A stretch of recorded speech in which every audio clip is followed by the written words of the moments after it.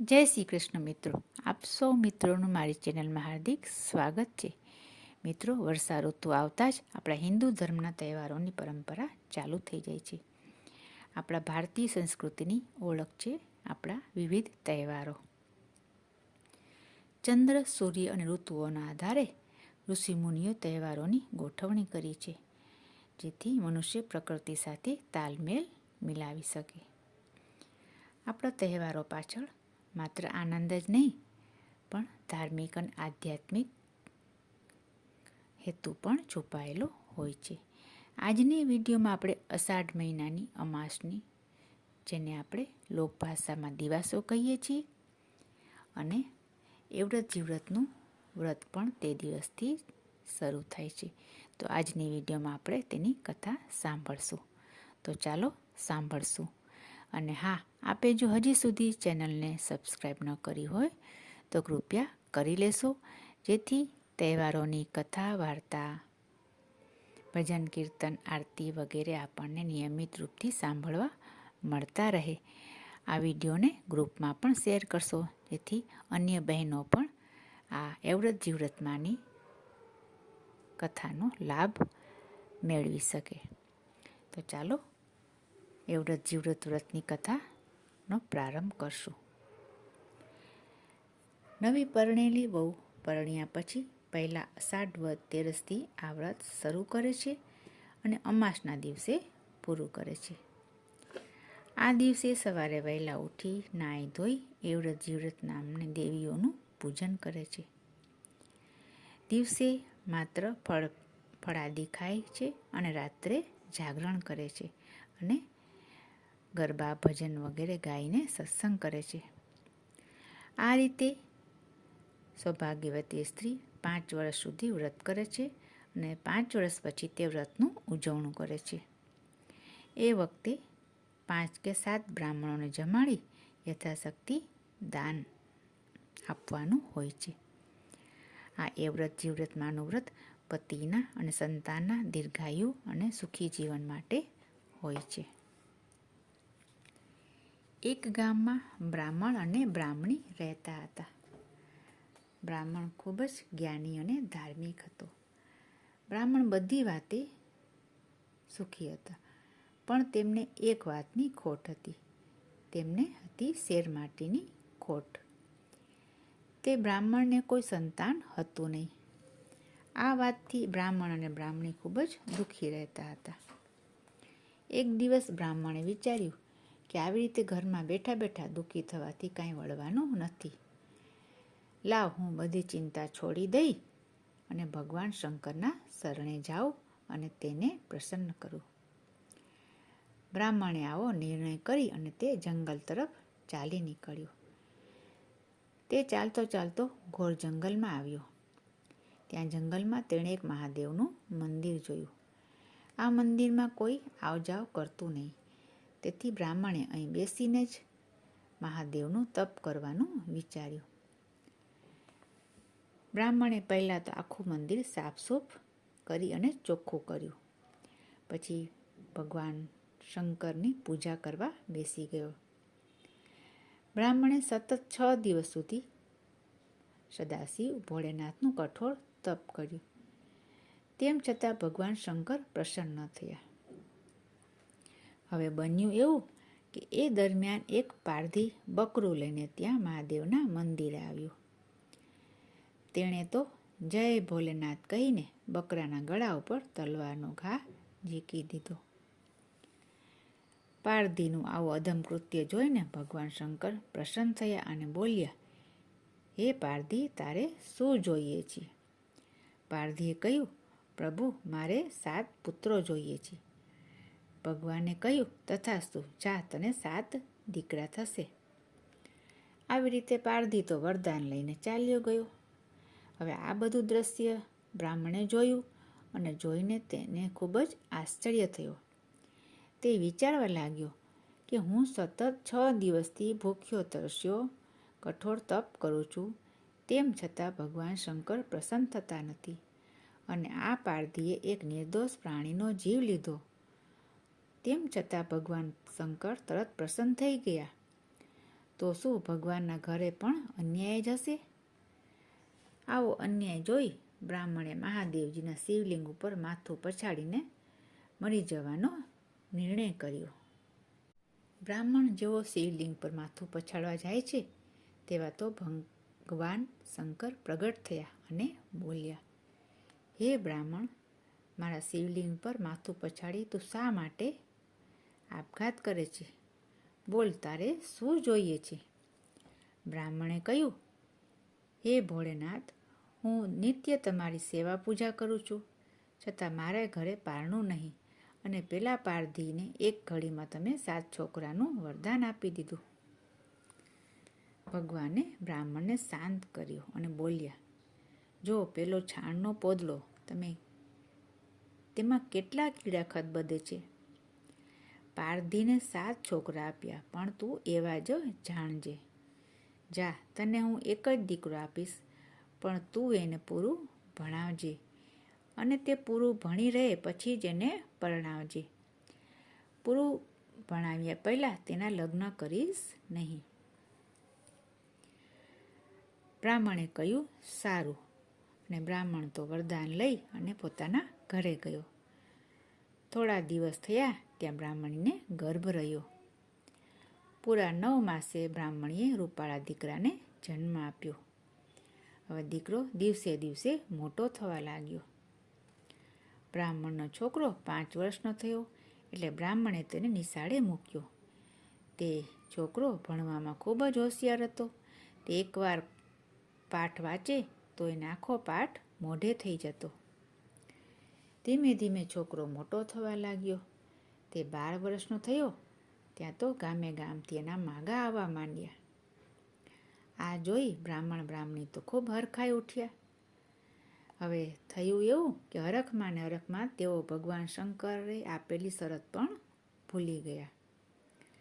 દીકરાનો અભ્યાસ હજી પૂરો થયો ન હતો, પણ તેમ છતાં બ્રાહ્મણે તો સારી છોકરી જોઈ સગપણ નક્કી કરી નાખ્યું અને થોડા સમય પછી સારું મુહૂર્ત જોઈ અને લગ્ન પણ લઈ લીધા.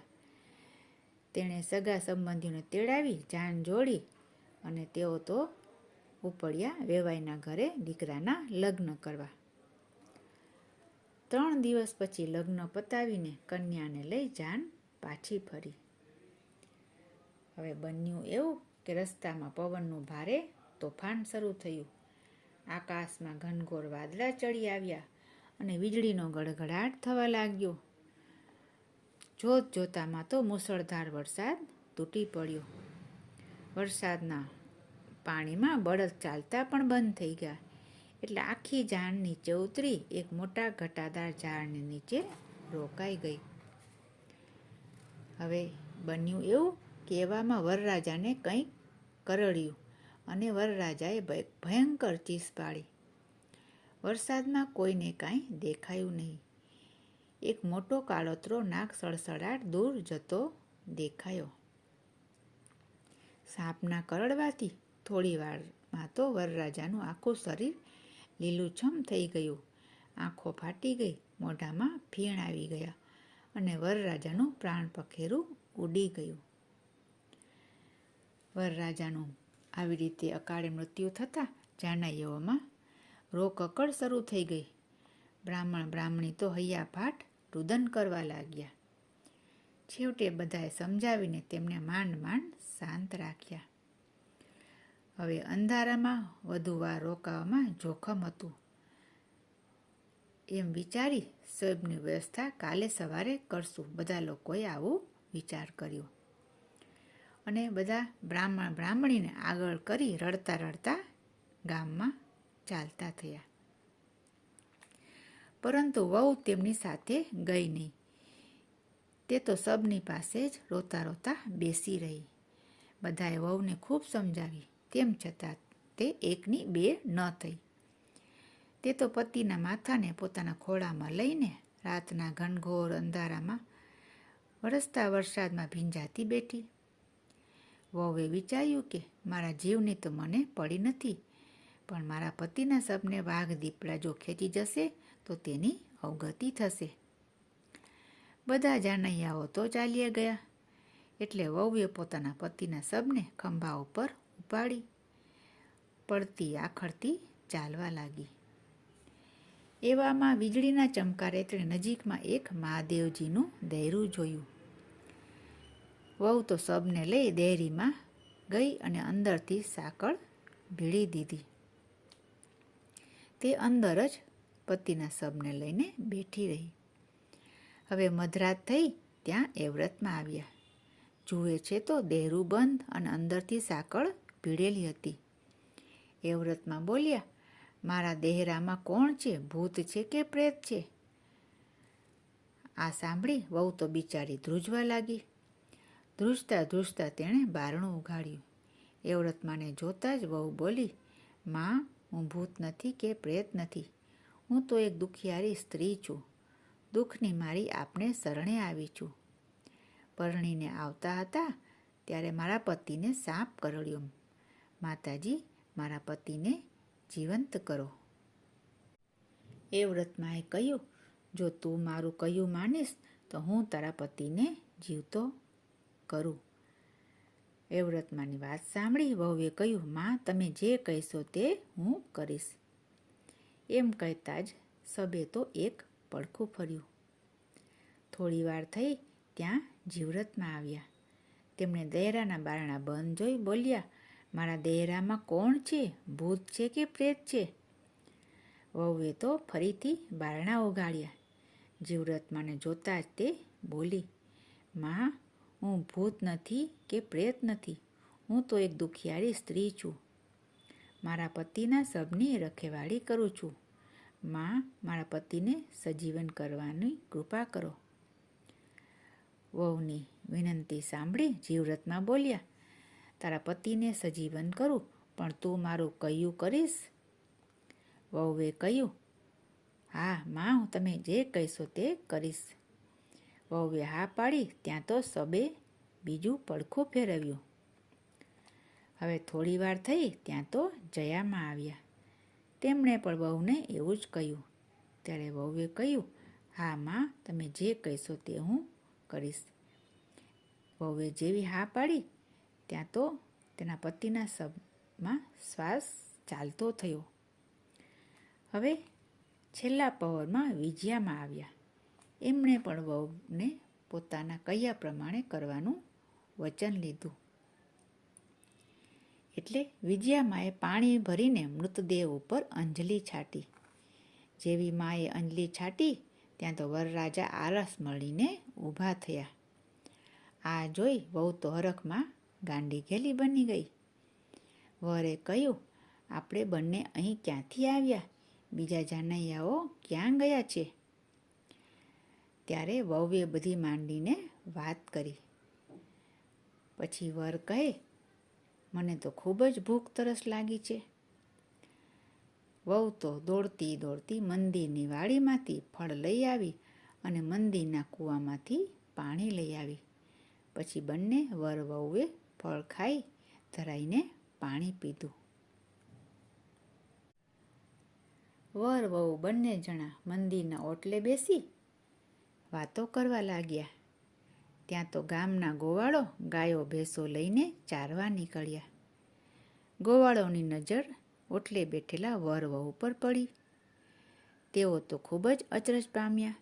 તેમને થયું, અરે, આ વરના મા બાપ તો ગામમાં રોકકળ કરે છે અને અહીં તો આ બંને જણા બેઠા બેઠા વાતો કરે છે. આ જોઈને ગોવાળો તો તરત જ ગામમાં જઈ વરના મા બાપને ખબર આપી આવ્યા.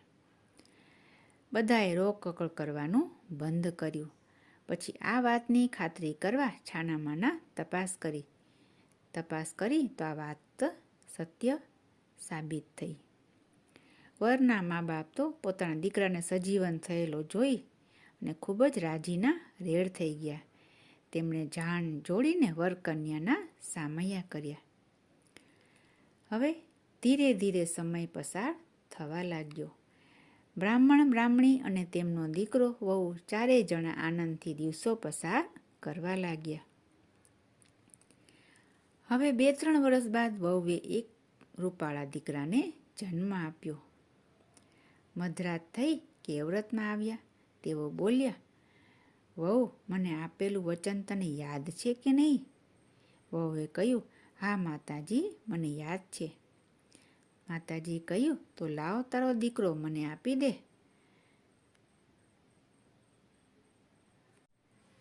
વહુએ તો દીકરો લઈ બાળોતિયામાં વીંટીને એ વ્રતમાંને આપી દીધો. માતાજી તો દીકરાને લઈને અલોપ થઈ ગયા. સવારે ઉઠીને સાસુમાએ ઘોડિયામાં જોયું તો છોકરો ન મળે. સાસુમાએ પૂછ્યું, અલી વહુ, છોકરો ક્યાં ગયો? વહુએ કહ્યું, મને કંઈ જ ખબર નથી. હવે સાસુને વહેમ પડ્યો કે વહુ એકલી જંગલમાં રહેલી અને પોતાના મરી ગયેલ પતિને સજીવન કરેલો, માટે નક્કી એના જ કોઈ કારસ્તાન હોવા જોઈએ. હવે છોકરો ગુમ થવાના સમાચાર આખા ગામમાં ફેલાઈ ગયા. આખા ગામમાં આ વાત સાંભળી અને હાહાકાર વર્તાઈ ગયો. થોડા સમય જતાં તે વાત ભૂલાઈ ગઈ. હવે વહુને બીજી વાર મહિના રહ્યા. બીજી વાર વહુએ દીકરાને જન્મ આપ્યો.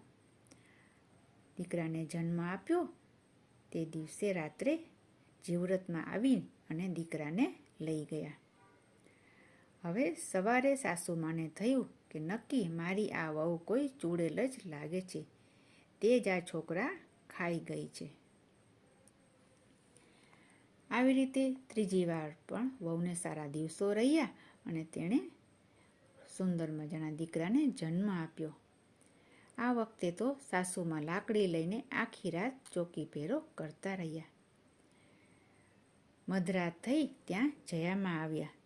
તેમણે સાસુમાને ઊંઘાડી દીધા અને વહુ પાસે જઈને પોતાના વચનની માંગણી કરી.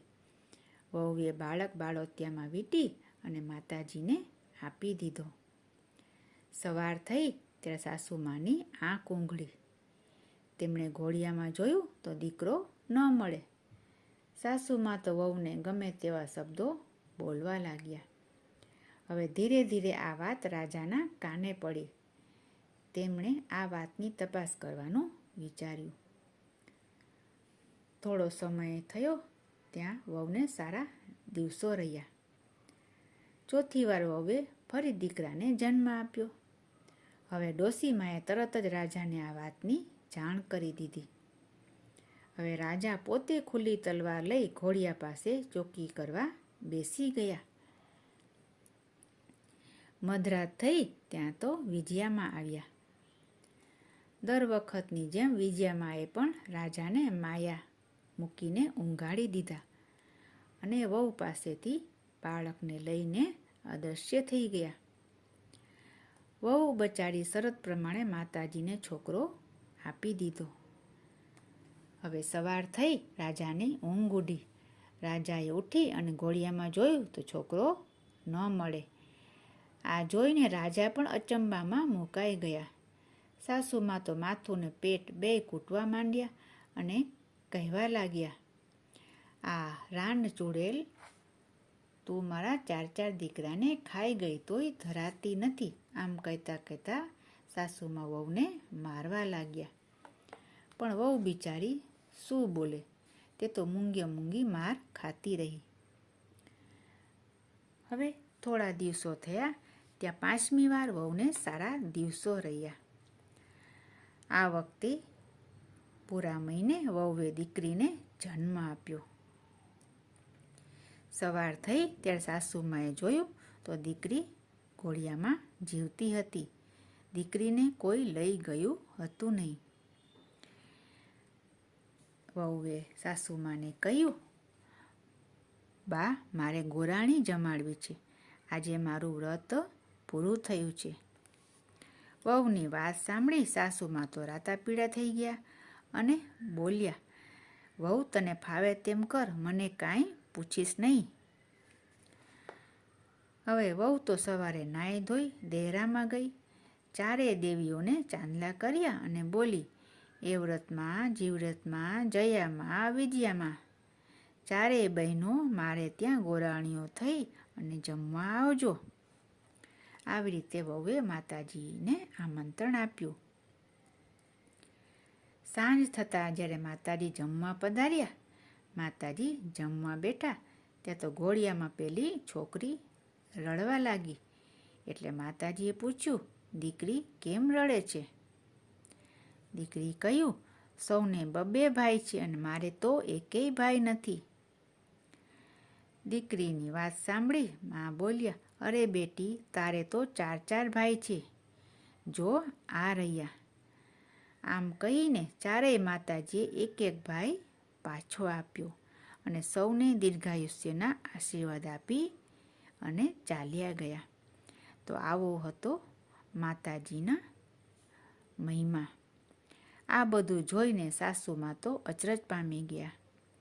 તે તો પોતાની વહુને ડાકણ માનતા હતા, પરંતુ આ તો બધું માતાજીનું કામ હતું.